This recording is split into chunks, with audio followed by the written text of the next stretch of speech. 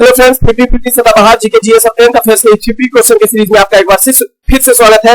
आपको बता दें कि यह 50 क्वेश्चन का सीरीज जीके जीएस के हर एक सब्जेक्ट से एक निश्चित रेशियो में आपको क्वेश्चन हम डाला करते हैं, जो आगामी एग्जाम्स के लिए काफी इंपॉर्टेंट क्वेश्चन हो जाता है। ध्यान दीजिएगा, यह एनसीईआरटी बेस्ड क्वेश्चन भी होता है, इसके अलावा प्रीवियस ईयर क्वेश्चन बेस्ड भी होता है, और साथ ही आपको ये भी बता दें कि आगामी एग्जाम्स के लिए ट्रेंडिंग क्वेश्चन के तौर पर भी इसे आप देख सकते हैं। तो ये क्वेश्चन हर लिहाज से आपके लिए काफी इंपॉर्टेंट हो जाता है। ये 50 क्वेश्चन का सीरीज है और इसमें समय हम आपका जो लेते हैं वो 50 से 55 मिनट का समय लेते हैं इस 50 क्वेश्चन के सॉल्यूशन करने में। ध्यान दीजिएगा, इसका सॉल्यूशन ठीक उसके बगल में करते हैं, जिसके लिए इसका इंपॉर्टेंस जो है वो और बढ़ जाता है और आगामी एग्जाम के लिए आप इसकी तैयारी कर सकते हैं। इसका पीडीएफ जो है हमारे टेलीग्राम चैनल पर भी अवेलेबल होता है, जो फ्री ऑफ कॉस्ट है, और विदाउट सॉल्यूशन किया हुआ सॉल्यूशन किया हुआ दोनों प्रकार का पीडीएफ वहां पर आपको इसका मिल जाता है। तो हमारे टेलीग्राम चैनल से जुड़कर इस टेस्ट सीरीज का पीडीएफ जरूर अवेलेबल करवा लीजिएगा, ताकि आपको आगामी तैयारी के लिए रिवीजन करने के लिहाज से काफी हेल्पफुल हो सके। और इस केसीसी टीम के यूट्यूब चैनल पर आप नए होंगे तो आप इसे सब्सक्राइब जरूर करिएगा, और ऐसा लगता है कि क्वेश्चन दूसरे स्टूडेंट के लिए भी यूजफुल होता है तो आप इसे शेयर जरूर कीजिएगा। चलिए आज 136 नंबर से प्रैक्टिस है।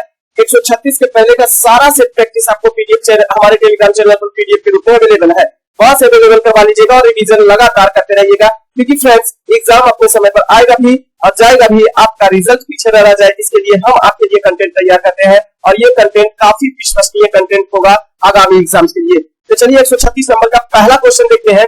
2023 एशियाई कबड्डी चैंपियनशिप कहां आयोजित किया गया था? तो बुसान, दक्षिण कोरिया में आयोजित किया गया था।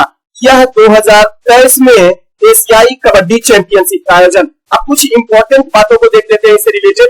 तो एशियाई कबड्डी चैंपियनशिप 2023 का आयोजन जो है रिपब्लिक ऑफ कोरिया के बुसान में डोंगयू इंस्टीट्यूट ऑफ टेक्नोलॉजी से ओबडांग सांस्कृतिक केंद्र में 27 से लेकर 30 जून तक आयोजित किया गया था।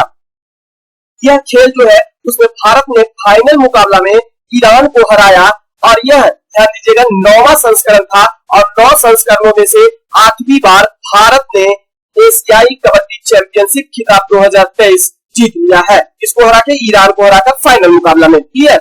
कबड्डी जो है वो दक्षिण एशिया का एक लोकप्रिय संपर्क खेल होता है, और इसकी शुरुआत सबसे पहले प्राचीन भारत में ही मानी जाती है। कबड्डी के खेल में प्रत्येक पक्ष में 7 खिलाड़ी होते हैं, हालांकि 5 खिलाड़ी स्थापना के रूप में इसमें होते हैं। इस खेल का कुल समय जो है वो 40 मिनट का कुल समय होता है। क्लियर? नेक्स्ट क्वेश्चन है, शेर खां बिहार के किस शासक का संरक्षक नियुक्त हुआ था? अब देखिएगा, शेर खां वही शेर खां जिसे फरीद खां के नाम से जाना जाता था, वही फरीद खां जो शेर को अपने तलवार के एक ही बार से मार गिराया था, जिसके कारण इसे शेर खां की उपाधि प्रदान की गई थी। आगे चलकर यही शेर खां या फरीद खां शेर शाह सूरी के नाम से जाना गया। तो वही शेर शाह सूरी किस शासक का संरक्षक नियुक्त हुआ था, इसकी चर्चा करते हैं। तो बिहार में जलालुद्दीन या जलाल खां जब शासन कर रहा था, तो उस समय शेर खां या ध्यान दीजिएगा फरीद खां या शेर शाह सूरी जो आगे चल के हुआ, वह किसका संरक्षक नियुक्त किया गया था? क्लियर? कब? 1528 ईस्वी में। जलाल खां सुल्तान मोहम्मद का पुत्र था, जिसने बाबर की अधीनता को स्वीकार कर ली थी। क्लियर? ये जलालुद्दीन या जलाल खां सुल्तान मोहम्मद का पुत्र था, जिसने बाबर की अधीनता को स्वीकार किया था। सुल्तान मोहम्मद का शासन बिहार के कन्नौज तक फैला हुआ था। यह सुल्तान मोहम्मद जो था वो वास्तविक नाम इसका बहार खां लोहानी था, और यह जो बहार खां लोहानी है वो नुहानी वंश का शासक था। बिहार में नुहानी वंश जो है बिहार में नुहानी वंश जो है वो कन्नौज में फैला हुआ था। तो साथ ही ये भी ध्यान रखेंगे कि 1522 ईस्वी में बिहार का शासक जो है वो बहार खां लोहानी या सुल्तान मोहम्मद बना था। क्लियर? नेक्स्ट क्वेश्चन, मूर्ति पूजा का आरंभ कब से माना जाता है? तो पूर्व आर्यों के द्वारा मूर्ति पूजा का प्रारंभ किया गया था भारत में। वैदिक काल देखा जाए तो वैदिक काल में मूर्ति पूजा का प्रचलन जो है वो पूर्व आर्यों के द्वारा माना जाता है। भगवान कृष्ण के काल में नाग, यक्ष, इंद्र आदि की पूजा की जाती थी। वैदिक काल के पतन के बाद और अनिश्वरवादी धर्म के उत्थान के बाद मूर्ति पूजा जो है इसका प्रचलन और तेजी से बढ़ गया। वेद काल में न तो मंदिर थे, वेद का मतलब वैदिक काल 2 भागों में, एक था आर्यों के द्वारा तो वैदिक काल का निर्माण किया गया, एक उत्तर वैदिक काल और एक ऋग वैदिक काल। ऋग वैदिक काल 1500 ईसा पूर्व से लेकर 1000 ईसा पूर्व तक था, और उत्तर वैदिक काल या बाद का वैदिक काल जो हुआ 1000 ईसा पूर्व से लेकर 600 ईसा पूर्व तक के काल को माना जाता है। तो वही वैदिक काल में न तो मंदिर थे और न ही मूर्ति के अवशेष मिले हैं। क्लियर। नेक्स्ट क्वेश्चन, पुरातत्व चुंबकीय साक्ष्य यह दर्शाते हैं कि भूतकाल में भारतीय भूखंड खिसका है। भारतीय भूखंड का मतलब होता है, पुरातत्व में देखा जाए तो उत्तर की ओर गोंडवाना लैंड भारतीय प्लेट को कहा गया गोंडवाना लैंड, और यूरोपीय प्लेट को कहा गया अंकारा लैंड। ये दोनों जो है वो गोंडवाना लैंड भारत का वो उत्तर की ओर खिसका है। अब जब जहां ये दोनों प्लेट मौजूद थे, गोंडवाना लैंड और अंकारा लैंड, यहाँ पर एक टेथीस सागर हुआ करता था, और इस टेथीस सागर में दोनों प्लेट जो है आपस में तैरते रहते थे और टक्कर करते थे। तो इसके सिद्धांत के रूप में महाद्वीपीय प्रवाह सिद्धांत का प्रतिपादन चार्ल्स वेगनर के द्वारा 1921 ईस्वी में दिया गया था। इस सिद्धांत के तहत इन्होंने कहा था कि जब गोंडवाना लैंड और अंकारा लैंड आपस में टेथीस सागर में टकराए, तो टकराने के फलस्वरूप घर्षण बल क्रिया के कारण उसका मलबा जो है नीचे जमा होते गया और वर्तमान समय में हिमालय का रूप लिया है। क्लियर। लेकिन बाद में प्लेट टेक्टोनिक थ्योरी दिया गया, विवर्तनिक सिद्धांत दिया गया था 1960 ईस्वी में हैरी हैस ने दिया, जिसके तहत इन्होंने कहा था नहीं जी, ऐसा बात नहीं है कि दोनों के टकराने के और घर्षण बल क्रिया के कारण मलबा जमा होने से हिमालय पर्वत जैसा विशाल पर्वतमाला खड़ा हो सकता है, बल्कि ऐसा हुआ कि हाँ, पेंथालासा नामक यह जगह था जहां पर टेथीस सागर था, और टेथीस सागर में गोंडवाना लैंड और अंकारा लैंड दोनों आपस में टकराए, और टकराने के फलस्वरूप जो ऊपर उठ गया हिस्सा था वही वर्तमान समय में हिमालय पर्वत का रूप है। तो इनके प्लेट टेक्टोनिक थ्योरी को हैरी हैस के द्वारा 1960 ईस्वी में दिए गए प्लेट टेक्टोनिक थ्योरी को सही माना गया, और वर्तमान समय पर इसी सिद्धांत के आधार पर मौजूद है। क्लियर। नेक्स्ट क्वेश्चन, तो उत्तर की ओर खिसका है गोंडवाना लैंड या भारतीय लैंड। निम्नलिखित में से किसके द्वारा नवाचार, ग्रामीण उद्योग और उद्यमिता को बढ़ावा देने हेतु एक योजना, इस योजना का नाम एस्पायर रखा गया है, ASPIRE एस्पायर रखा गया है, इसको बढ़ावा दिया गया है। तो माइक्रो, लघु और मध्यम उद्यम मंत्रालय के द्वारा ही नवाचार, ग्रामीण उद्योग और उद्यमिता को बढ़ावा देने हेतु एस्पायर को बढ़ावा दिया जा रहा है। क्लियर। लघु, सूक्ष्म और मध्यम उद्यम मंत्रालय MSME के नाम से शॉर्ट फॉर्म में से जाना जाता है। इसके द्वारा नवाचार, ग्रामीण उद्योग और उद्यमिता एस्पायर जिसे कहा जाता है, उसको बढ़ावा देने के लिए भारत सरकार की एक योजना है। इसकी स्थापना पूरे भारत में इंक्यूबेशन केंद्र और प्रौद्योगिकी केंद्र का एक नेटवर्क स्थापित करने के लिए की गई थी। नेक्स्ट क्वेश्चन है, विकास केंद्र उपागम किस योजना के अंतर्गत अपनाया गया था। विकास क्रम उपागम जो है वो चतुर्थ पंचवर्षीय योजना जो 1969 ईस्वी से लेकर 1974 ईस्वी तक रहा था, उसमें अपनाया गया था। इसलिए भाई तो क्षेत्रीय विषमता को दूर करने के लिए विकास केंद्र उपागम की शुरुआत की गई थी। ध्यान दीजिएगा, चौथी पंचवर्षीय योजना धन और आर्थिक शक्ति के बढ़ते संकेंद्रण की पुरानी प्रवृत्ति को ठीक करने के उद्देश्य को अपनाया गया था। यह जो है वो स्थिरता के विकास और आत्मनिर्भरता की ओर प्रगति पर केंद्रित गॉडगिल फॉर्मूले पर आधारित था। चतुर्थ पंचवर्षीय योजना का लक्ष्य, विकास दर का लक्ष्य जो था वो 5.6% था, लेकिन बाद में इसे अर्जित जो किया गया वो मात्र 3.3% ही जीडीपी अर्जित किया गया था। नेक्स्ट क्वेश्चन है, वर्ष 1909 ईस्वी के इंडियन काउंसिल एक्ट में किस बात की व्यवस्था की गई थी। तो सांप्रदायिक प्रतिनिधित्व प्रणाली की व्यवस्था 1909 ईस्वी के भारत शासन अधिनियम या मार्ले मिंटो सुधार अधिनियम में किया गया था। क्लियर है। 1909 ईस्वी को मार्ले मिंटो सुधार अधिनियम के नाम से भी जाना जाता है। इसमें मुख्य रूप से सांप्रदायिक प्रतिनिधित्व के आधार पर मुस्लिमों को अलग से निर्वाचित क्षेत्र को चुना गया था। क्लियर है। उन्हें केंद्र एवं प्रांत विधान परिषद में जनसंख्या के अनुपात में अधिक प्रतिनिधित्व भेजने का अधिकार दिया गया था। क्लियर है। स्वायत्त शासन व्यवस्था की बात करेंगे तो 1919 ईस्वी के भारत शासन अधिनियम के अंतर्गत शामिल किया गया था। प्रांतीय स्वायत्तता को आजादी दे दी गई। नेक्स्ट क्वेश्चन है, तेल जल के सतह पर तैरता है या फैल जाता है, ऐसा क्यों होता है। क्योंकि तेल का तल के पृष्ठ तनाव जो होता है वो पानी से कम होता है। और आप ध्यान दीजिएगा, पृष्ठ तनाव यानी सरफेस टेंशन, जिसके पास टेंशन ज्यादा होगा वो ज्यादा लोगों के साथ मिलना जुलना नहीं चाहेगा, वो एक कमरे में ही बंद रहना चाहेगा क्योंकि उसके पास टेंशन बहुत ज्यादा है, तो फ्रस्ट्रेट है बेचारा। तो आप ध्यान रखिएगा, सरफेस टेंशन जिसके पास ज्यादा रहेगा, जिस द्रव्य के पास, वह सतही क्षेत्रफल को ग्रहण करने की क्षमता कम रखेगा, कम सतह को क्षेत्रफल को ग्रहण करेगा। जबकि जिसके पास सरफेस टेंशन यानी कि सतही तनाव जो है वो अगर यदि जो कम रहेगा, इसके कारण से सब लोग से मिले जुलेगा, ज्यादा से ज्यादा क्षेत्रफल, ज्यादा से ज्यादा एरिया को वह कवर करेगा।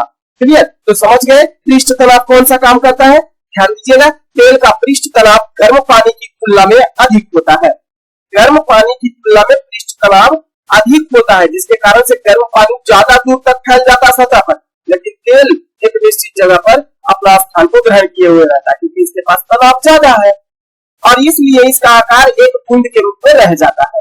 तेल का पृष्ठ तनाव ठंडे पानी से कम होता है। अब ठंडे पानी की तुलना अगर करेंगे तो तेल का पृष्ठ तनाव जो होगा ठंडे पानी की तुलना में कम होता है, जिसके कारण से ठंडे पानी की तुलना में यह ज्यादा होता है।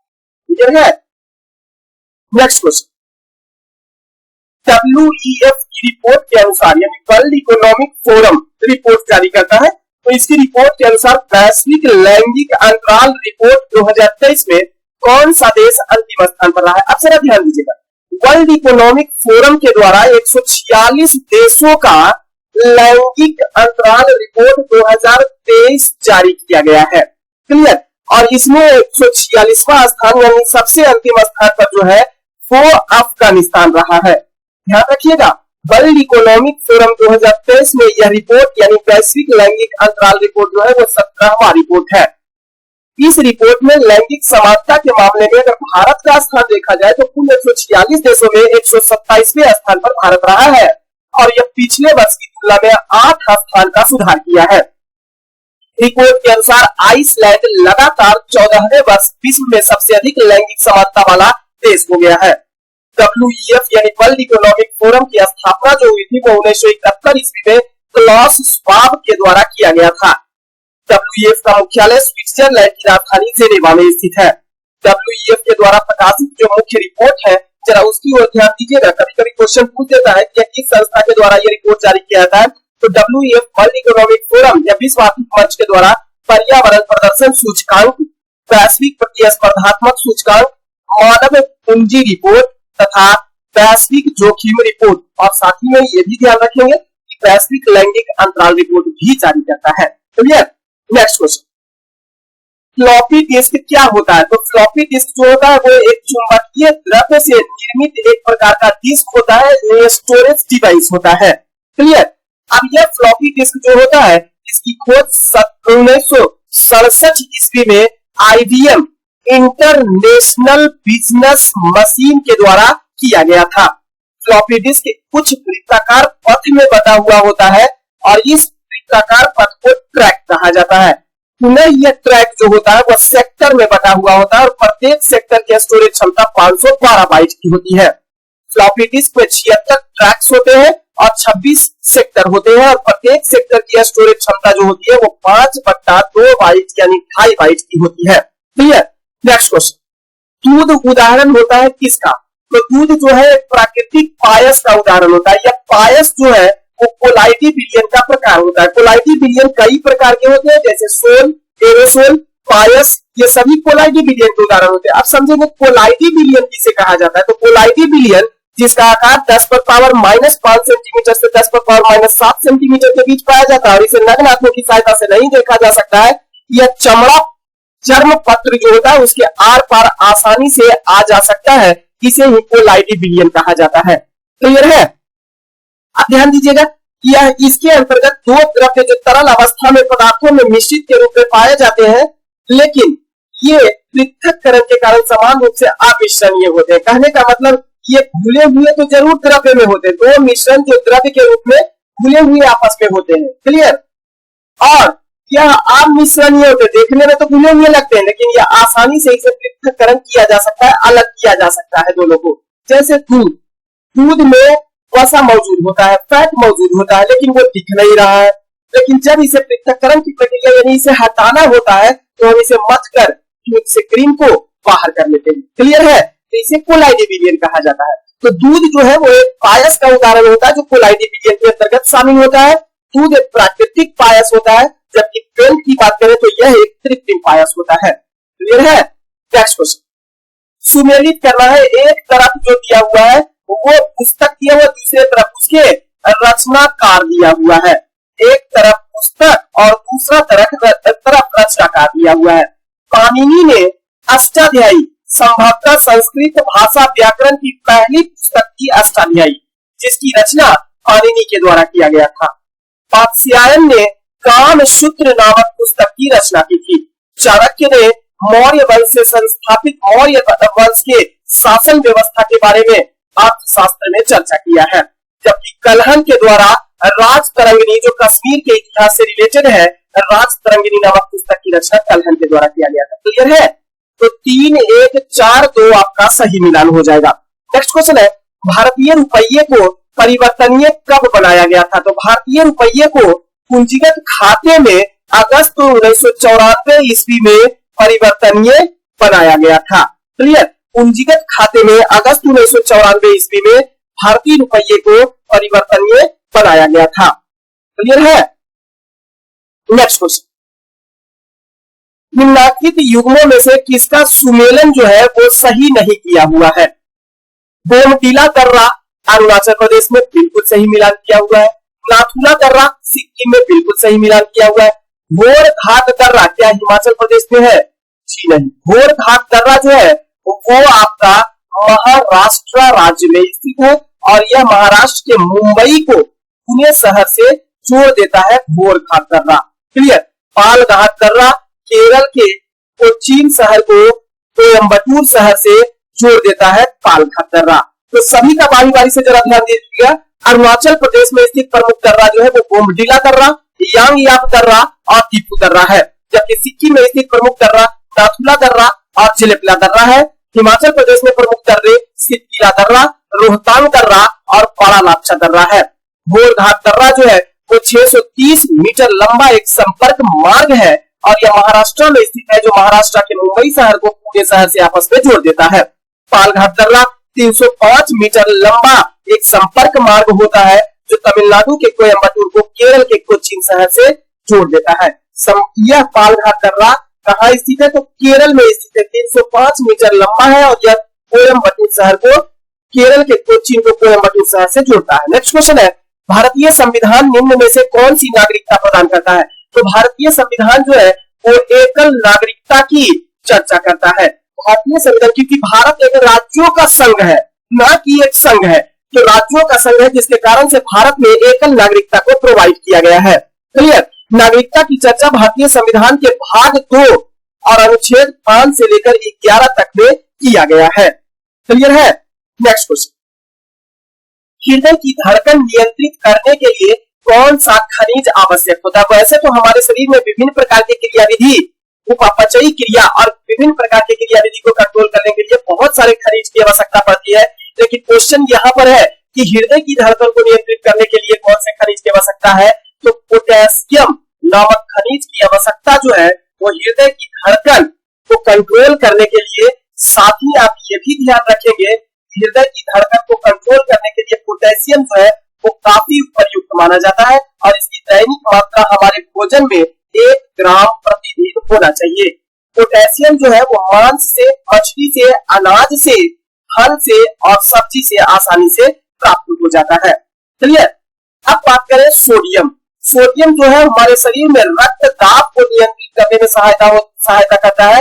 साथ ही जल को, हमारे शरीर में जल को बैलेंस करने के लिए भी सोडियम की आवश्यकता पड़ती है। क्लियर? अब यहाँ पर ध्यान देंगे, लौह लवण से रक्त का हीमोग्लोबिन बनता है, यानी लोहा जो होता है, आयरन जो होता है वो आरबीसी में हीमोग्लोबिन के बनने के लिए आवश्यक होता है। यह ऊतकों में ऑक्सीजन के संवहन के लिए आवश्यक होता है। आयरन जो होता है उसकी दैनिक मात्रा प्रत्येक दिन 25 से लेकर 35 ग्राम, जिसमें पुरुषों को 25 ग्राम और महिलाओं को 35 ग्राम प्रतिदिन आयरन की आवश्यकता भोज्य पदार्थ में पड़ती है, जबकि सोडियम को प्रतिदिन 2 से 5 ग्राम आवश्यकता पड़ती है सोडियम की। क्लियर? नेक्स्ट क्वेश्चन, कर्नाटक युद्ध किन किन के मध्य लड़ा गया था? तो ध्यान देंगे, कर्नाटक युद्ध 3 सीरीज में लड़ा गया था और यह अंग्रेज एवं फ्रांसीसी के बीच लड़ा गया था। कर्नाटक युद्ध के लड़ने का अलग अलग कारण था तीनों युद्ध का।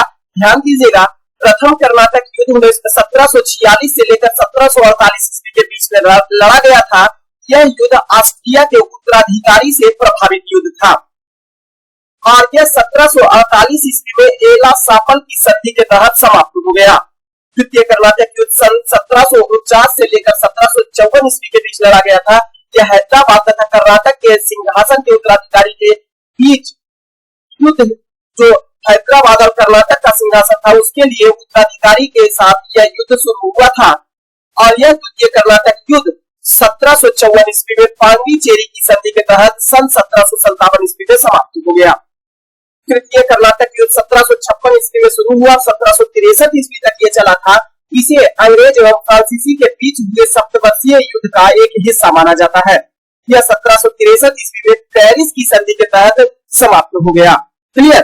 नेक्स्ट क्वेश्चन, धूमपुरिया युवाग्रह जो है वह किस जनजाति से संबंधित है? मुरिया, उराव, कोरवा या कुर्द जनजाति? तो ध्यान देंगे, उराव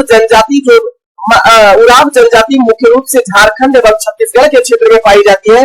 उराव जनजाति के जो युवा लोग होते हैं उसके शयन कक्ष जो होते हैं, उराव जनजाति के आदिवासी जो होते हैं उसके समुदाय में जो शयन कक्ष जो उनका होता है, सोने का जो कक्ष होता है, रूम होता है, कमरा होता है, उसी को धूमपुरिया युवाग्रह के नाम से जाना जाता है।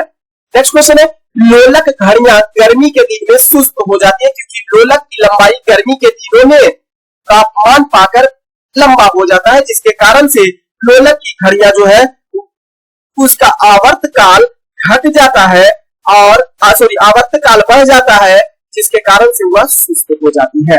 क्लियर? लोलक घड़ियां सुई की लंबाई गर्मियों में बढ़ जाती है, जिससे इसकी इकाई दोलन में लगा हुआ समय जो है वो बढ़ जाता है और यह सुस्त हो जाती है। इसी को T बराबर 2 पाई अंडर रूट L बटा G कहा जाता है।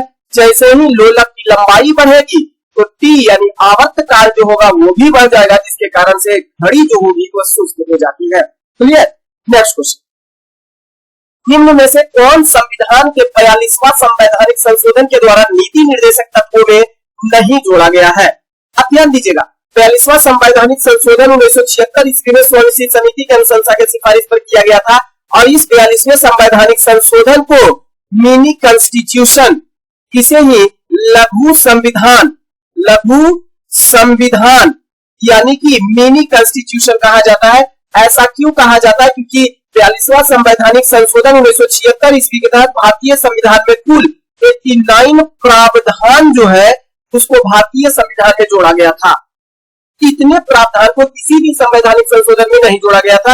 यही कारण है कि 42वां संवैधानिक संशोधन को मिनी कॉन्स्टिट्यूशन या लघु संविधान कहा जाता है।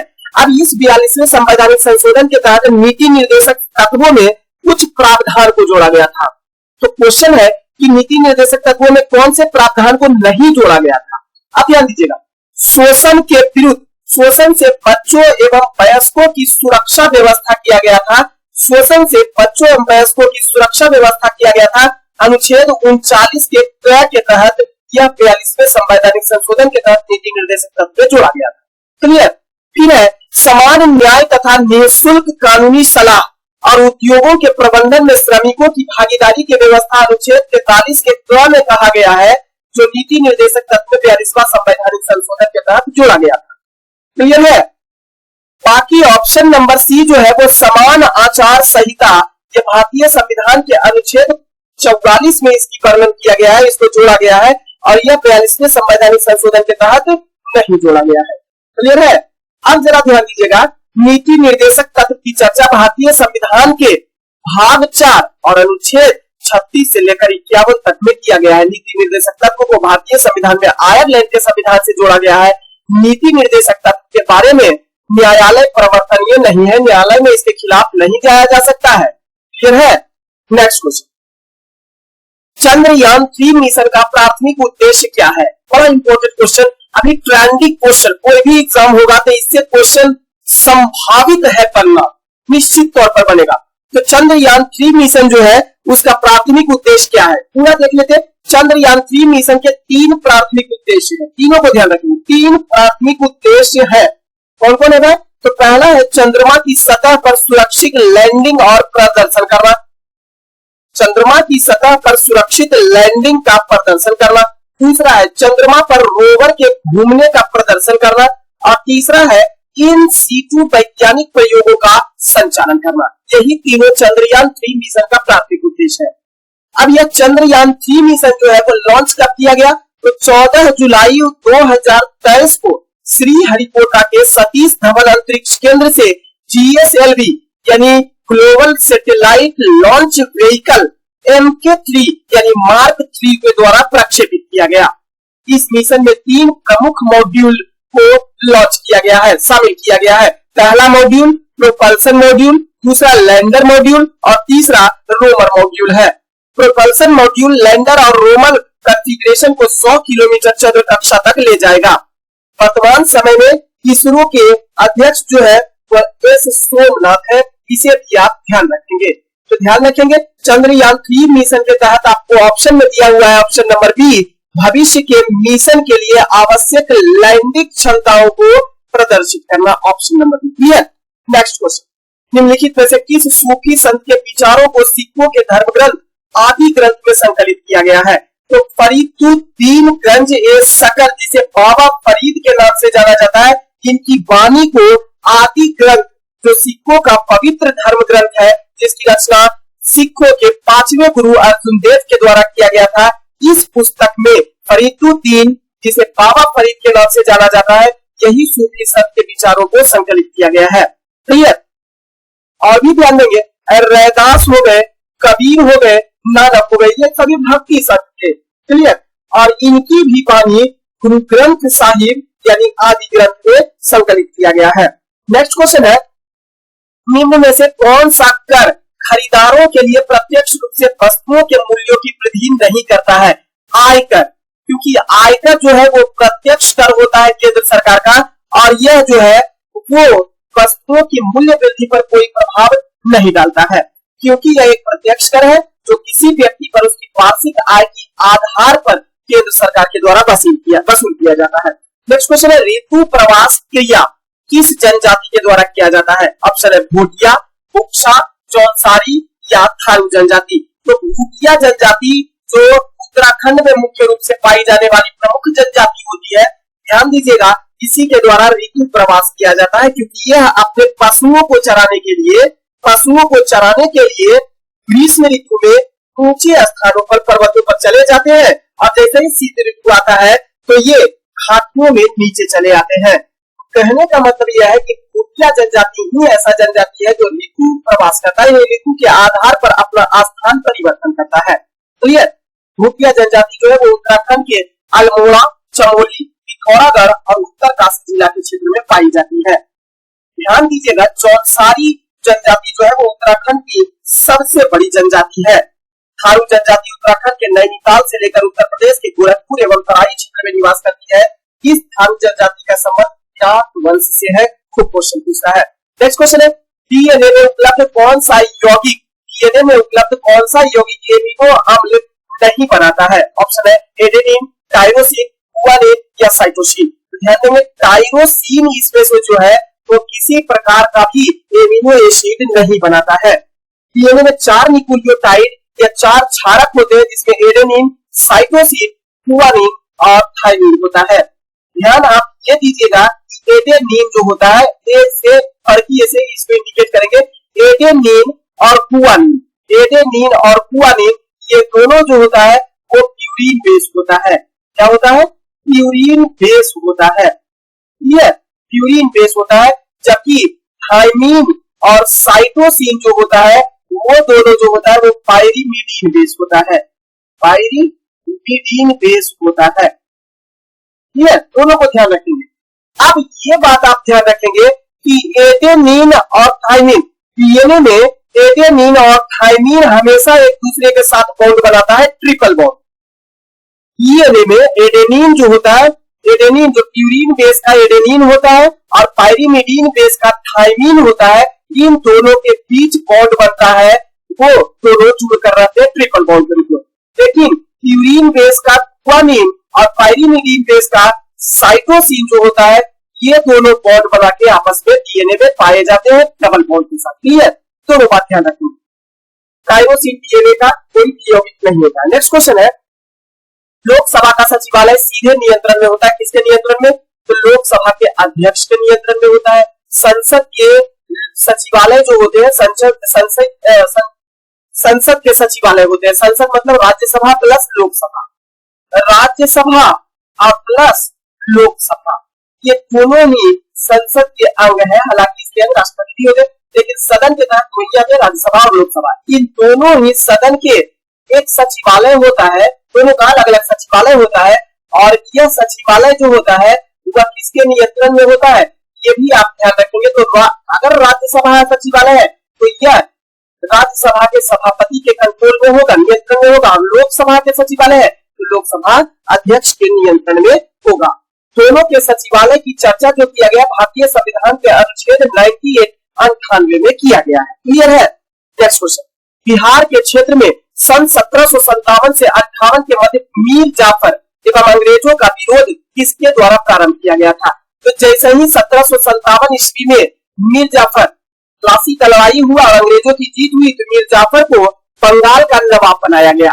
क्लियर? तो इसी का विरोध करने के लिए पहलवान सिंह और कामगार खां एवं सुंदर सिंह दोनों के द्वारा विद्रोह किया गया या अंग्रेजों और मीर जाफर का विरोध किया गया था। क्लियर है?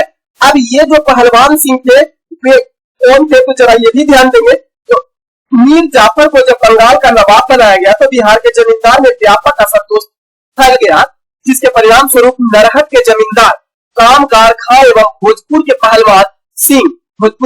पहलवान सिंह एवं सुंदर सिंह टिकरी ने मिलकर बिहार में 1757 से 58 के बीच मीर जाफर और अंग्रेज का विरोध करना प्रारंभ कर दिया गया था। हालांकि इस विद्रोह का दमन जो है वो अंग्रेज सर आयरकूट के द्वारा किया गया था। अंग्रेज गवर्नर सर आयरकूट के द्वारा इसका दमन कर दिया गया। नेक्स्ट क्वेश्चन है, निम्नलिखित में से कौन एक वृक्ष है जो कभी सामाजिक वानिकी में लोकप्रिय हुआ करता था, अब एक पारिस्थितिकी आतंकवादी माना गया है? तो यूकेलिप्टस का पौधा, यूकेलिप्टस जो होता है उसे प्राकृतिक आतंकवादी पौधा के नाम से वर्तमान समय में जाना जाता है, क्योंकि यह बहुत ज्यादा जल को अवशोषित कर लेता है, जिसके कारण से यह आसपास में मौजूद पौधे जो होते हैं दूसरे प्रजाति का उसे यह पनपने नहीं देता है, अतः इसे प्राकृतिक आतंकवादी पौधा कहा जाता है। नेक्स्ट क्वेश्चन है, पेरीफेरल उपकरण, पेरीफेरल इक्विपमेंट जो होते हैं वह किसके उदाहरण होते हैं? तो पेरीफेरल उपकरण जो होते हैं ना वो ऐसे उपकरण होते हैं जो कंप्यूटर संचालन करने के लिए, कंप्यूटर को चलाने के लिए, कंप्यूटर के कार्य संपन्न करने के लिए अलग से उपकरण को जोड़ा जाता है कंप्यूटर में। जैसे माउस को जोड़ना, जॉयस्टिक को जोड़ना, ट्रैक बॉल को जोड़ना, जैसे कीबोर्ड को जोड़ना, प्रिंटर को जोड़ना, ये सभी जो बाहर से काम करने के लिए कंप्यूटर का जो क्रिया विधि होता है उसको संपन्न करने के लिए जो बाहर से इक्विपमेंट को जोड़ा जाता है उसे पेरीफेरल उपकरण कहा जाता है। अब यह पेरीफेरल उपकरण जो बाहर से जोड़ने के आधार पर होता है उपकरण, यह दो प्रकार का होता है। एक तो होता है इनपुट और दूसरा होता है आउटपुट। तो इनपुट डिवाइस भी जोड़ा जाता है बाहर से और आउटपुट डिवाइस भी जोड़ा जाता है बाहर से। तो देखा जाए तो सीपीयू तो पहले से मौजूद होता है, माइक्रो प्रोसेसर कंप्यूटर में ही होता है और वर्ड तो उसमें एक सॉफ्टवेयर होता है, लेकिन प्रिंटर बाहर से जोड़ा जाता है तो यही एक प्रिंटर ऑप्शन बच जाता है जो एक पेरीफेरल डिवाइस के अंतर्गत शामिल होगा। अब इस पेरीफेरल के अंतर्गत इनपुट और आउटपुट के रूप में शामिल कर लेते हैं, तो जरा ध्यान दीजिएगा। पेरीफेरल को हिंदी में कहा जाता है परिधीय उपकरण। क्लियर? तो आउटपुट परिधीय उपकरण के अंतर्गत monitor, printer, plotter, projector, speaker इत्यादि होते हैं, जबकि इनपुट परिधीय उपकरण के अंतर्गत keyboard, mouse, joystick, light pen, scanner और बारकोड रीडर होता है। नेक्स्ट क्वेश्चन है, Pahari school, Rajput school, Mughal school और कांगड़ा स्कूल निम्नलिखित में से किस कला की विभिन्न शैलियों को प्रदर्शित करता है? क्वेश्चन बड़ा इंपॉर्टेंट है और इसका आंसर बहुत आसान। चित्रकला शैली को प्रदर्शित करते हैं ये तीनों, पहाड़ी स्कूल, राजपूत स्कूल और मुगल स्कूल एवं कांगड़ा स्कूल, ये तीनों चित्रकला शैली को प्रदर्शित करते हैं, प्राचीन चित्रकला शैली को प्रदर्शित करते हैं जो मध्यकालीन चित्रकला शैली है भारत की। नेक्स्ट क्वेश्चन है, दूरदर्शन के संकेत एक निश्चित दूरी के बाद नहीं मिल सकता है, ऐसा इसलिए क्योंकि पृथ्वी की सतह जो है वो वक्राकार है, जिसके कारण से तरंगे जो है वो सतह से न टकराकर सतह के बगल से होकर गुजर जाता है। यही कारण है कि निश्चित दूरी के बाद सिग्नल नहीं मिल पाता है। नेक्स्ट क्वेश्चन है, निम्नलिखित राज्यों में अनुसूचित जनजातियों के लिए लोकसभा में स्थान आरक्षित किया गया है? कौन से राज्य में दिए गए ऑप्शन में कौन से राज्य में लोकसभा के लिए स्थान आरक्षित किया गया है? इस क्वेश्चन को आप उल्टा याद रखिएगा। आप ये ध्यान रखिएगा कि वो कौन कौन से ऐसे राज्य हैं जिस राज्य के लिए लोकसभा में अनुसूचित जनजातियों के लिए स्थान आरक्षित नहीं किया गया है। तो जिसमें किया गया बाकी का शेष बच जाएगा, नहीं किया गया वाला में ध्यान दीजिएगा। हरियाणा है, गोवा है, हिमाचल प्रदेश, जम्मू कश्मीर, केरल, पंजाब, सिक्किम, तमिलनाडु, ये सभी राज्य जो है उसमें उसके प्रतिनिधि यानी कि कह सकते हैं अनुसूचित जनजाति के प्रतिनिधि का सीट जो है वो लोकसभा में आरक्षित नहीं किया गया है। कौन कौन राज्य? गोवा, हरियाणा, हिमाचल प्रदेश, जम्मू कश्मीर, केरल, पंजाब, सिक्किम, तमिलनाडु राज्य। क्लियर? जबकि कुछ केंद्र शासित प्रदेश भी है जहां के प्रतिनिधित्व अनुसूचित जनजाति के प्रतिनिधित्व लोकसभा में आरक्षित नहीं किए गए। जरा उसको भी ध्यान रख लेते हैं। केंद्र शासित प्रदेश की तो अंडमान और निकोबार द्वीप समूह, चंडीगढ़, दिल्ली, दमन व दीव एवं पुडुचेरी, यह केंद्र शासित प्रदेश है जहां के अनुसूचित जनजाति का आरक्षण लोकसभा में नहीं किया गया है। क्लियर? तो ऑप्शन में आप ध्यान देंगे। केरल, तमिलनाडु ये तो है ही, ये तो सॉरी नहीं है। कर्नाटक और केरल नहीं है। तमिलनाडु और कर्नाटक नहीं है। लेकिन उत्तर प्रदेश और मध्य प्रदेश जो राज्य है वहां से अनुसूचित जनजाति का सीट जो है लोकसभा में आरक्षित किया गया है। नेक्स्ट क्वेश्चन है, चलवासी कृषि निम्नलिखित राज्यों में से पहाड़ी क्षेत्रों की प्रमुख समस्या है। चलवासी कृषि किसे कहा जाता है? चलवासी कृषि को स्थानांतरित कृषि कहा जाता है। स्थानांतरित कृषि कहा जाता है। क्लियर? अब इस स्थानांतरित कृषि को अंग्रेजी में कहा जाता है स्लैश एंड बर्न। इसको स्लैश एंड बर्न। अब स्लैश एंड बर्न का हिंदी क्या होता है? काटो एवं जलाओ। काटो एंड जलाओ कृषि। क्लियर? यह काटो एवं जलाओ कृषि जो है वो पूर्वोत्तर भारत में खूब प्रचुर मात्रा में होता है, जिसमें से असम और बिहार के क्षेत्रों में। हालांकि पूर्वोत्तर पूरी तरीके से पूर्वोत्तर भारत में स्लैश एंड बर्न यानी काटो और जलाओ कृषि यानी स्थलांतरित कृषि जो होता है उसको किया जाता है। अब ये भी ध्यान रखेंगे, पूर्वोत्तर भारत में काटो और जलाओ कृषि को झूम कृषि के नाम से जाना जाता है। मध्य प्रदेश में बेगर एवं दहिया के नाम से, उड़ीसा में कमान बीघा धाबी के नाम से, दक्षिण पूर्वी राजस्थान में पन्ना के नाम से, दक्षिण भारत में जारा तथा एरेका के नाम से इसे जाना जाता है। क्लियर है? नेक्स्ट क्वेश्चन, अष्ट प्रधान मंत्रिमंडल किसके राज्य प्रबंधन में सहायता करता था? पहले समझेंगे कि अष्ट प्रधान जो मंत्रिमंडल होता था, यह मंत्रिमंडल 8 लोगों का एक मंत्रिमंडल हुआ करता था जिसे अष्ट प्रधान कहा जाता था। और अष्ट प्रधान का संबंध जो है वो शिवाजी के शासनकाल से संबंधित था। शिवाजी के दरबार में अष्ट प्रधान हुआ करते थे। जो एक मंत्रिमंडल 8 लोगों का एक मंत्रिमंडल होता था। पेशवा, सरिये नौबत, अमात्य, बकायाधीश, चिटनीस, सुमंत, पंडित राम और न्यायाधीश। पेशवा प्रधानमंत्री होते थे जो राज्य का प्रशासन एवं अर्थव्यवस्था की देखरेख करना इसका काम होता था। सरिये नौबत जो सेनापति होते थे, सैन्य विभाग के ये प्रधान होते थे। अमात्य जो राजस्व मंत्री होते थे, आय व्यय का लेखा जोखा रखना इनका काम होता था। बकायनबीस जो होते थे वो सूचना, गुप्तचर एवं संधि विग्रह के विभाग का अध्यक्ष होते थे। चिटनीस जो राजकीय पत्रों को पढ़कर अपनी भाषा शैली को देखते थे। सुमंत जो विदेश मंत्री होते थे।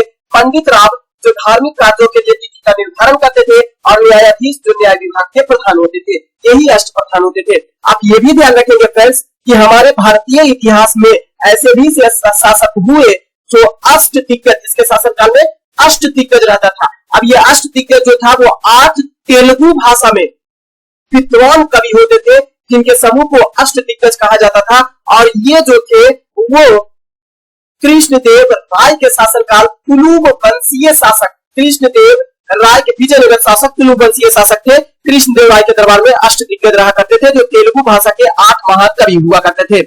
इसके साथ ही आप ये भी ध्यान रखेंगे कि हमारे भारतीय इतिहास में ऐसे भी शासक थे जो अपने दरबार में नवरत्न रहते थे। 9 रत्न रखते थे, यानी 9 महान लोगों का या विद्वान लोगों का एक समूह रहा करता था जिसे नवरत्न की संज्ञा दिया गया था। और सबसे पहले शासक के रूप में गुप्त वंशीय शासक चंद्रगुप्त या विक्रमादित्य के रूप में है, जिनके दरबार में नवरत्न के रूप में कालिदास, बराहमीर, धनवंतरी, छंपा, कमर सिंह, शंकु, बेताल भट्ट, घटकपर और भररुचि थे।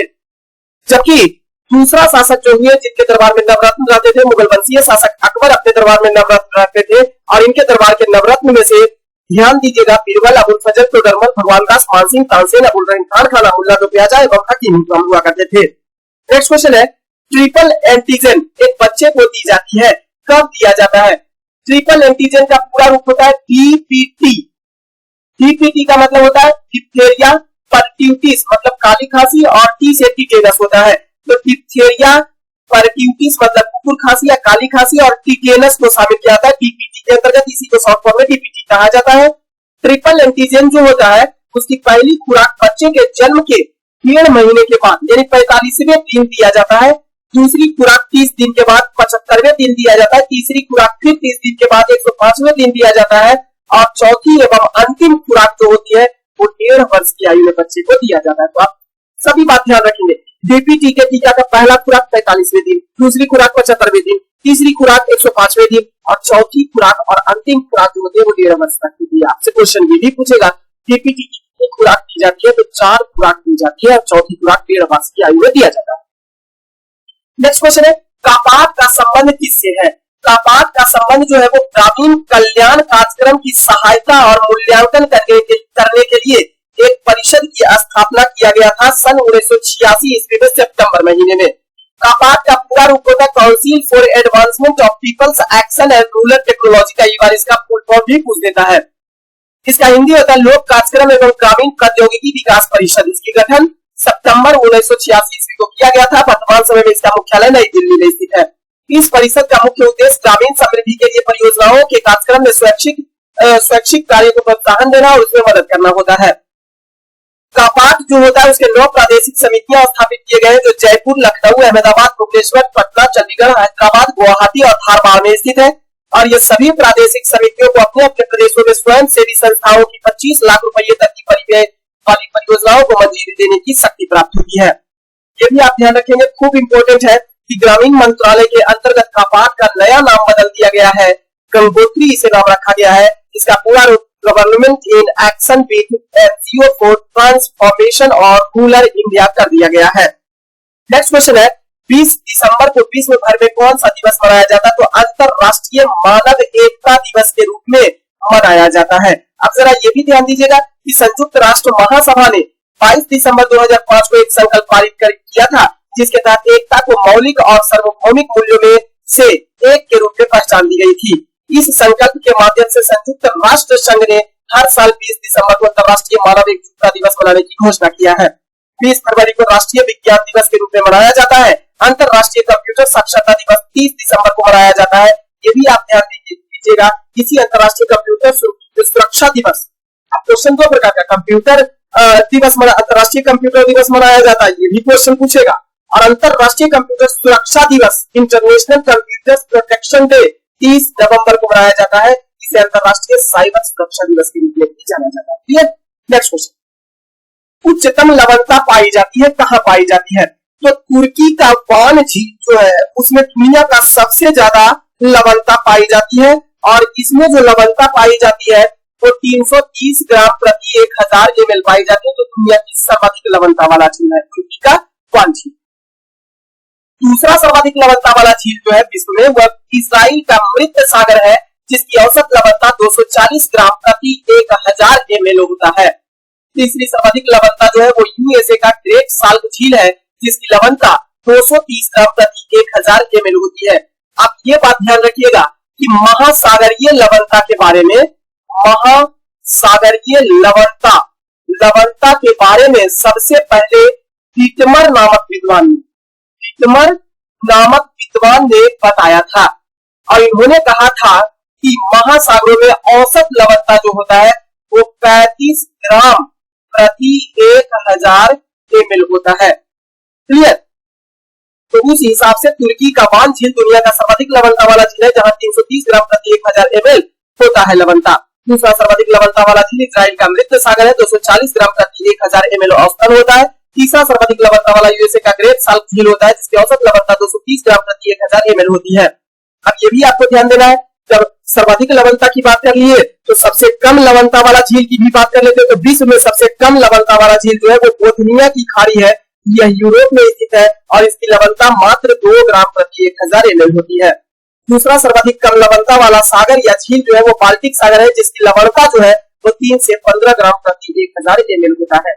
ये भी आप ध्यान रखेंगे कि भारत का सर्वाधिक लवणता वाला झील राजस्थान का सांबर झील है और भारत में लवणता के दृष्टिकोण से सबसे बड़ा झील जो है वो उड़ीसा का चिल्ता है। याद नहीं रहेगा तो आप उड़ीसा से रा से याद रखेंगे, रा यानी बड़ा झील जो है लवणता के दृष्टिकोण से वो उड़ीसा का चिल्का झील है, तो बड़का उड़ीसा है चिल्का झील।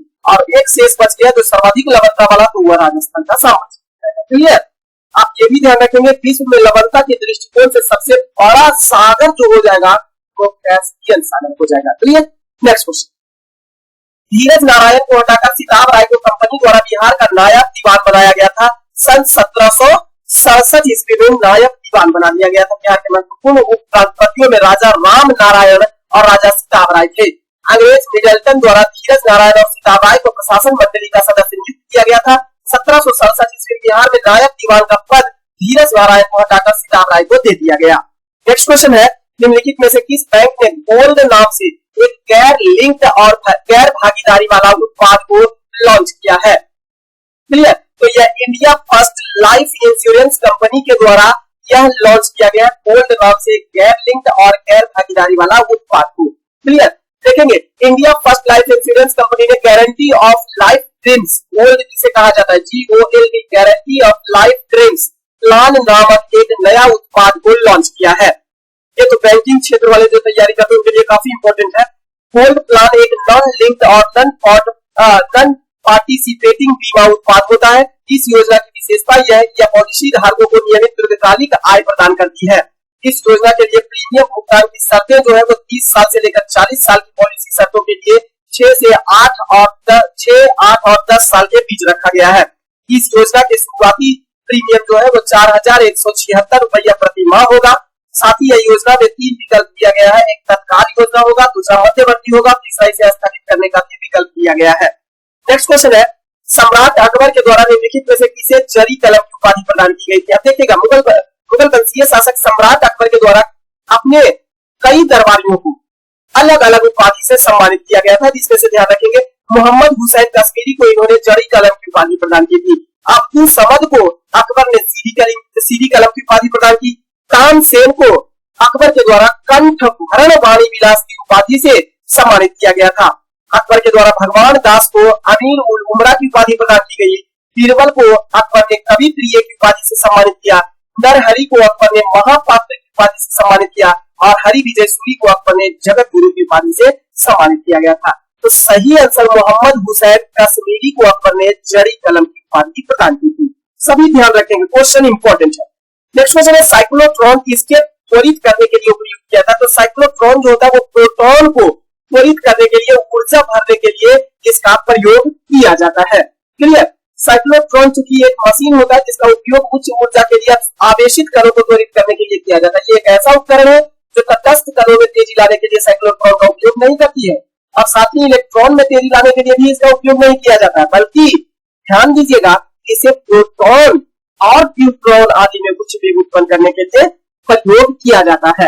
नेक्स्ट क्वेश्चन है, भारतीय संविधान के निम्नलिखित अनुच्छेदों में से कौन ऐसे अनुच्छेद है जो सर्वोच्च न्यायालय द्वारा संविधान के अनुल्लंघनीय मौलिक ढांचा घोषित करते हैं? अनुच्छेद ऑप्शन में दिया हुआ अनुच्छेद 32, अनुच्छेद 227, अनुच्छेद 226 और अनुच्छेद 245। ध्यान रखेंगे, अनुच्छेद 32, अनुच्छेद 227 और अनुच्छेद 226 ये तीनों अनुच्छेद ऐसे हैं जो सर्वोच्च न्यायालय द्वारा संविधान के अनुल्लंघनीय मौलिक ढांचा को घोषित करता है। तो 1, 2 और 3 तीनों हो जाएगा आपको सही। अब देखेंगे अनुच्छेद 32 क्या कहता है? तो संवैधानिक उपचारों के अंतर्गत मौलिक अधिकार आता है इसके अंतर्गत, और मौलिक अधिकारों को सर्वोच्च न्यायालय द्वारा लागू करने की शक्ति प्रदान करता है, जिसके कारण यह अनुल्लंघनीय मौलिक ढांचा है सर्वोच्च न्यायालय का। क्लियर? दूसरा अनुच्छेद 226, इसके तहत रीट निकालने की अधिकारी होता है उच्च न्यायालय, तो यह भी एक अनुल्लंघनीय मौलिक ढांचा के अंतर्गत शामिल होता है। और अनुच्छेद 227 सभी न्यायालयों के अधीक्षण की न्यायालय की शक्ति प्रदान करता है। तो इस प्रकार से दिए गए तीनों अनुच्छेद 32, 226 और 227 तीनों केस भारतीय बाद में अनुल्लंघनीय मौलिक ढांचा को घोषित किया गया था। अनुच्छेद 145 भी ऑप्शन में है, तो इस पर भी ध्यान देंगे। अनुच्छेद 145 में संसद और राज्य के विधानमंडलों द्वारा बनाए गए कानूनों की सीमा के बारे में बात करता है। नेक्स्ट क्वेश्चन है, विश्व कंप्यूटर साक्षरता दिवस विश्व कंप्यूटर लिटरेसी डे के रूप में कब मनाया जाता है? तो प्रत्येक साल 2 दिसंबर को विश्व कंप्यूटर साक्षरता दिवस के रूप में मनाया जाता है। अब ध्यान दीजिएगा, विश्व कंप्यूटर साक्षरता दिवस ध्यान दीजिएगा 2001 में भारतीय कंप्यूटर कंपनी NIIT द्वारा पहली बार मनाया गया था। यह दुनिया भर में डिजिटलीकरण के महत्व को बढ़ावा देने के लिए मनाया जाता है। 2022 में कंप्यूटर साक्षरता दिवस की थीम जो थी वो ट्रांसफॉर्मिंग लिटरेसी लर्निंग स्पेस थी। नेक्स्ट क्वेश्चन है, टोर्नेडो बहुत प्रबल उष्णकटिबंधीय चक्रवात होता है जो उठता है, यहाँ कहाँ उठता है? कैरेबियन सागर में। टोर्नेडो जो होता है वो कैरेबियन सागर में उठने वाला एक उच्च प्रबल उष्णकटिबंधीय चक्रवात होता है। यह एक भयंकर उष्णकटिबंधीय तूफान है जो ऑस्ट्रेलिया और संयुक्त राज्य अमेरिका के मिसिसिपी इलाकों में जल एवं थल दोनों में उत्पन्न होते हैं, जिसमें स्थलीय हवाओं का वेग जो होता है, इस टोर्नेडो में स्थलीय हवाओं का वेग 325 किलोमीटर प्रति घंटा तक होता है। ये कैरेबियन सागर यानी उत्तरी अटलांटिक महासागर के अंतर्गत शामिल किया जाता है। टाइफून अगर देख लिया जाए, अब सभी प्रकार के उष्णकटिबंधीय चक्रवात को देखा जाए तो टाइफून प्रशांत महासागर में उठने वाली और चीन सागर में चलने वाली वक्रगामी कटिबंधीय चक्रवात होता है, जिसमें हवा की गति 160 किलोमीटर प्रति घंटा होता है। साथ ही ध्यान रखेंगे हरिकेन, यह एटलांटिक हरिकेन जो है वो एटलांटिक महासागर में उठने वाला तथा पश्चिमी द्वीप समूह के चारों ओर चलने वाला एक चक्रवाती तूफान होता है, जिसमें हवा की गति 121 किलोमीटर प्रति घंटा होता है। नेक्स्ट क्वेश्चन है, किस पर्यावरण में जैव द्रव्यमान की वार्षिक उत्पादन न्यूनतम होता है? तो वार्षिक उत्पादन जो न्यूनतम है वो है गहरे सागर में। वार्षिक उत्पादन जैव द्रव्यमान का वो न्यूनतम होता है। जैव द्रव्यमान यानी बायोमास किसको कहते हैं, इसको समझिएगा। जीवित या हाल ही में रहने वाले संयंत्र और पशु सामग्री से एक अक्षय ऊर्जा का निर्माण होता है, और इसी अक्षय ऊर्जा स्रोत जिसका उपयोग ईंधन के रूप में किया जाता है, इसे बायोमास कहा जाता है। तो यह है, ये सबसे ज्यादा गहरे सागर में वार्षिक उत्पादन जो है निम्न होता है, काफी कम होता है। क्लियर? गहरे सागर में इसका वार्षिक उत्पादन न्यूनतम होता है। नेक्स्ट क्वेश्चन है, भारत के पहले क्वांटम कंप्यूटर सिम्युलेटर टूलकिट का क्या नाम रखा गया था? ध्यान देंगे, इलेक्ट्रॉनिक और सूचना प्रौद्योगिकी मंत्रालय जिसे MIT ने 27 अगस्त 2021 को भारत का पहला quantum computer simulator toolkit launch किया है। उद्देश्य इसका यही है कि शोधकर्ताओं और छात्रों को क्वांटम कंप्यूटिंग में लागत प्रभावी तरीके से अनुसंधान करने में सक्षम बनाना है। तो किस नाम से? क्यूसीम के नाम से। किस नाम से? क्यूसीम के नाम से इसे लॉन्च किया गया है। ऑप्शन नंबर बी, क्यूसीम के नाम से इसे। नेक्स्ट क्वेश्चन है, संकल्प से सिद्धि पहल, बहुत इंपॉर्टेंट है। संकल्प से सिद्धि पहल निम्नलिखित में से किससे संबंधित एक पहल है? संकल्प से सिद्धि, तो यह जनजातीय आबादी से संबंधित एक पहल है। संकल्प से सिद्धि जरा देखिएगा, तो इसका मुख्य उद्देश्य गांवों में वन धन विकास केंद्र को सक्रिय करना होता है। यह 100 दिनों की योजना है, जिसमें प्रत्येक क्षेत्र के 100 गांव और देश के 1500 गांव शामिल होंगे। इसकी शुरुआत जनजातीय मामले मंत्रालय मिनिस्ट्री ऑफ ट्राइबल अफेयर्स के तहत भारतीय जनजातीय सहकारी विपणन विकास महासंघ ट्राइफेड के द्वारा 1 अप्रैल 2021 को किया गया था। क्लियर है? जनजातीय आबादी के लिए। नेक्स्ट क्वेश्चन है, राष्ट्रीय स्वास्थ्य नीति की घोषणा कब की गई थी? तो राष्ट्रीय स्वास्थ्य नीति की घोषणा जो है वो 1983 ईस्वी में किया गया था। क्लियर? यह प्राथमिक देखभाल सुविधाओं को एक रेफरल प्रणाली के साथ एक प्रणाली स्थापित करने के लक्ष्य के साथ बनाया गया था। नेक्स्ट क्वेश्चन है, उस स्थान का नाम बताइए जहां गीतकार श्री त्यागराज के सम्मान में नियमित रूप से त्यागराज आराधना त्योहार मनाया जाता है। बहुत अच्छा क्वेश्चन है। तंजावुर में मनाया जाता है। वह स्थान है तंजावुर जहां श्री त्यागराज के सम्मान में नियमित रूप से त्यागराज आराधना त्योहार मनाया जाता है। त्यागराज आराधना तेलुगु संत संगीतकार त्यागराज की वार्षिक आराधना, एक संस्कृत शब्द का अर्थ भगवान या किसी व्यक्ति की महिमा करने का कार्य होता है। संगीत उत्सव आंध्र प्रदेश, कर्नाटक और तमिलनाडु राज्य में मनाया जाता है, लेकिन मुख्य रूप से तमिलनाडु के तंजावुर जिले के तिरुवैयारू, ये भी ध्यान रखेंगे, तंजावुर के तिरुवैयारू में वह स्थान यह है जहां त्यागराज ने जीव समाधि प्राप्त की थी। आराधना पुष्य बहुला पंचमी यहीं पर मनाया जाता है। चलिए, तो फ्रेंड्स, ये 50 क्वेश्चन का सीरीज आपको कैसा लगा कमेंट बॉक्स में जरूर बताइएगा, रिवीजन जरूर करते रहिएगा और आज की सेवा को देते विराम और दोस्तों